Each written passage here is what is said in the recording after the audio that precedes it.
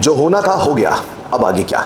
क्या जो मुझसे गलतियां हुई थी उन गलतियों को मिनिमाइज करके हम अभी आगे बढ़ने की ताकत रखते हैं। क्या इतने दिन हैं कि फिर से तैयारी की जा सकती है? जो एग्जामिनेशन का डेट आने वाला है वो लगभग मुझे कितना समय देगा पढ़ने के लिए? क्या रीनीट नीट सेटअप होगा? अभी तो मैं घर पे आ गया हूँ, थोड़ा इनर्सिया हमारे स्टडी में आ चुका है, क्या मैं वापस से रिवाइव हो सकता हूँ? क्या वो बच्चे जो सेलेक्ट नहीं हो रहे थे वो रीनीट में सेलेक्ट हो सकते हैं? हेलो एवरीवन, कई घंटों की मेहनत, कई जगी हुई रातें, एक सपना जो कई सालों से देखा, सब कुछ एक पल में ऐसा लग रहा कि टूट सा गया। प्यारे बच्चों, मैं टीएन मिश्रा, आपका टीएनएम सर। आज मेरे साथ हैं एसिड सर, ऑर्गेनिक केमिस्ट्री के धुरंधर। हम दोनों आज इस पे डिस्कस करने आए हैं कि जो होना था वो हो गया, अब आगे क्या करें। सबसे इंपॉर्टेंट चीज क्या है, अब आपको न्यूज पता चल चुकी है कि हाँ रीनीट होने वाला है। अब आपको अपना समय खराब नहीं करना है। यस, आज ही के दिन को डे 1 बनाओ, रीस्टार्ट करो, एक प्लान बनाओ, अपनी कमियों को लिखो कि हाँ हमसे नीट 2026 जो पहला अभी हुआ था, हम एग्जाम देते समय हमारे दिमाग में क्या थॉट्स आए थे, कहाँ रिवीजन करना बाकी था, उन सभी कमियों को पूरा करना है। हाँ, अब जो हमें मौका मिला है, जो होगा देखा जाएगा, अपनी मेहनत को ऑक्सीजन की तरह इस्तेमाल करो। सर आगे बताइए। बिल्कुल सही कहा सर। देखिए, जो होना था वो हो गया, अब या तो हम उसे रोते रहें या तो हम उसकी तैयारी करें जो अब होने वाला है। देखिए, आप इसे एक मौका भी देख सकते हैं और कहते हैं those who are dreaming about their future they always look opportunity in every situation. आप इसे अपॉर्चुनिटी की तरह लेना। जब एग्जाम दोबारा हो रहा, आपकी जो भी कमी रह गई उस कमी को पूरा करना है, और अगर आपने अच्छा किया तो उसे और बेहतर करना है। प्यारे बच्चों, आज इस वीडियो में हम ये समझाने, ये बताने आए हैं कि अब हम क्या करें। मैं और एसिड सर मिलकर स्ट्रेटजी लेके आए हैं कि what to do in next few days for physical chemistry and organic chemistry. तो प्यारे बच्चों, कैसे हम आने वाले एग्जाम के लिए फिजिकल केमिस्ट्री में काम करें, मैं उस पर बात करने वाला हूं। देखिए, हम मान के चल रहे हैं, जब ये मैं आपसे डिस्कशन कर रहा हूं तो हम ये लगभग मान के चल रहे हैं कि हमारा जो पेपर है 21 डेज यानी 3 सप्ताह, जैसा कि कुछ न्यूज में आ रहा है उस बेसिस में कह रहा हूं, या 30 दिन मान के चलते हैं। हाँ भाई, इससे ज्यादा मिला तो आपके लिए प्लस ही होगा, बोनस हो जाएगा बच्चों के लिए। हम जो बता रहे हैं बोनस मतलब टाइम का बोनस हो जाएगा। एग्जैक्टली सर, वो लगभग 21 से 30 दिन की स्ट्रेटजी बता रहे हैं कि आपको इस बीच में क्या करना है। देखिए, इस पूरे को मैं 2 लेवल पे डिवाइड करूंगा, ग्रुप ए, ग्रुप बी। जो ग्रुप ए होगा ये उन बच्चों के लिए होगा जो बहुत अच्छे से नीट 2026 की तैयारी करे थे और जिनके इस पेपर में नंबर भी 600 प्लस आ रहे के आसपास आ रहे हैं, उन्हें मैं ग्रुप ए कह रहा हूं। ठीक, तो जो 600 प्लस वाले हैं उन्हें मैं ग्रुप ए कह रहा हूं, और जो इनसे नीचे हैं, मतलब बिलो 600 हैं, उन्हें मैं ग्रुप बी कह रहा हूं। राइट, ऑफ कोर्स आप इसे 550 आसपास ही मान सकते हैं। ओवरऑल कंक्लूजन ये है कि जिनके कंसेप्ट स्ट्रांग हैं, जिनके सारी चीजें स्ट्रांग हैं, उन्हें हम ग्रुप ए कह रहे हैं, और जो थोड़ा सा लगता है कि चीजें भूल गए हैं उन्हें मैं ग्रुप बी कह रहा हूं। सबसे पहले बात करता हूं ग्रुप बी वाले बच्चों के लिए। देखिए प्यारे बच्चों, हम अगर 21 दिन मान के चले तो मैं सबसे पहले आपको डिवाइड कर देता हूं 5 दिन यानी 10 दिन, और रिमेनिंग बचते हैं हमारे पास 11 दिन। उसके बाद जो भी बचे वो सारे प्लस होंगे, सारे प्लस हो जाएंगे।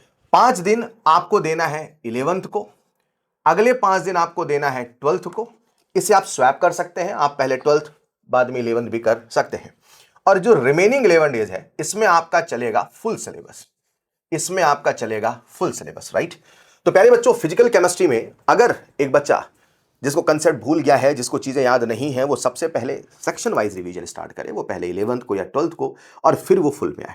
देखिए, नियम कल भी वही था और आज भी वही है कि आपको क्वेश्चन प्रैक्टिस ज्यादा से ज्यादा करना पड़ेगा। मतलब एक लाइन याद रख लो कि ऐसा कोई दिन नहीं जिस दिन क्वेश्चन प्रैक्टिस नहीं। बहुत बढ़िया सर, है ना। और अब आपको और ताकत से लगना होगा, अब आपको और इंटेंस लगना होगा। राइट, क्योंकि जो भी सीरियस एस्पिरेंट है ना, वो इसे खोना नहीं चाहेगा मौके को, वो इस मौके को भुनाना चाहेगा। बस इसमें कभी कभी क्या होता है, कुछ स्टूडेंट्स हैं जो मतलब एकदम इनर्सिया ऑफ रेस्ट में आ चुके हैं, तो वो सोच रहे होंगे कि अब मैं कैसे आगे बढ़ूं। बेटा, अगर आपसे बोल दिया जाए ना कि आपको एक काम करना है तभी आपको ऑक्सीजन दी जाएगी, और आप ऑक्सीजन पाने के लिए उस काम को करेंगे चाहे वो कितना भी टफ हो, बिल्कुल सही बात, इस बचे हुए समय को उस तरीके से आपको निकालना है। बिल्कुल सही बात है। ठीक, तो प्यारे बच्चों, सबसे पहले ये जो बच्चे 600 प्लस हैं, जिनको चीजें अच्छे से याद है, जिनके कंसेप्ट स्ट्रांग है, मैं उनसे कहूंगा वो चाहें तो डायरेक्ट एफएसटी पे उतर सकते हैं, अगर चाहे तो। सी, आप अपने आप को कंफर्टेबिलिटी देखते हुए कि हाँ भाई मुझे याद है, मैं कर सकता हूं, सीधे एफएसटी पे उतर जाएं, सीधे फुल सिलेबस टेस्ट देना शुरू कर दें।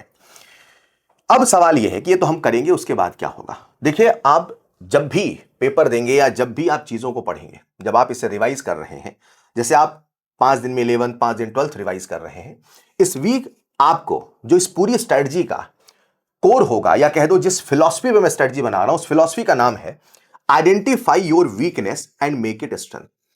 आप अपनी कमी को पहचानिए और उसे ताकत बनाइए। Identify your weakness and make it strength, यानी जब आप पेपर दे रहे हैं तो आप उन टॉपिक्स को पहचानिए, आप उन कंसेप्ट्स को पहचानिए जो आपको याद नहीं आ रहे हैं, जो आपको भूल रहे हैं, जो आपको थोड़ा सा एफर्ट लगाने पड़ रहे हैं, राइट? तो उनको आपको पहचानना है और आपको उन पे काम करना है, उनकी थ्योरी को पढ़ना है, उनके शॉर्ट नोट्स को पढ़ना है, उनके कंसेप्ट्स को रिवाइज करना है। And if you have any doubt, feel free to ask me. एकदम राइट तो मैं इसे बहुत सिंप्लीफाइड वे में कहूंगा, इस 2 लेवल पे काम करें, प्रैक्टिस स्टार्ट करें, जितना हो सके उतना क्वेश्चन सॉल्व करें। ऐसे सर, मैं चाहूंगा बच्चों को बताइए ऑर्गेनिक केमिस्ट्री कैसे वो इन दिनों में करें। बहुत कुछ आपने कॉमन सब्जेक्ट के बारे में बता दिया, ए बी कैटेगरी के बारे में बता दिया, आपने टेस्ट के बारे में बता दिया। ऑर्गेनिक केमिस्ट्री में भी ऐसे ही चलना है। लेकिन सबसे इंपॉर्टेंट चीज़ है, आपने एक चीज़ देख लिया है कि एनटीए, चलिए ठीक है, इस बार पेपर का जैसा भी रहा है पूरा एनसीईआरटी बेस्ड था, 25 भी एनसीईआरटी बेस्ड था।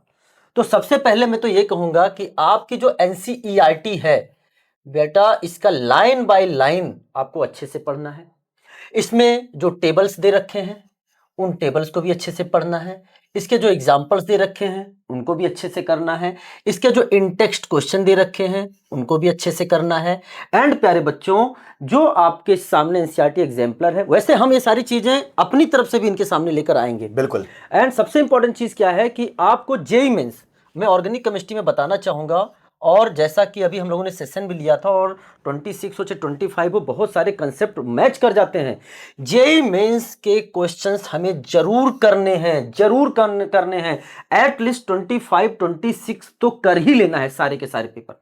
बाकी हम आपको चीज़ें बताते भी रहेंगे। क्वेश्चंस करने के बाद आपको उसकी पूरी प्रॉपर एनालिसिस करनी है कि क्वेश्चंस हमारे क्यों गलत हुए हैं। इंपॉर्टेंट है बेटा, अगर करेक्ट हुआ है अच्छी बात है, अगर रॉन्ग हुआ है तो उसके पीछे का आपको रीजन फाइंड आउट करना है। अगर आपने अनअटेम्प्ट किया है तो क्यों अनअटेम्प्ट हुआ है, रीजन फाइंड आउट करना है।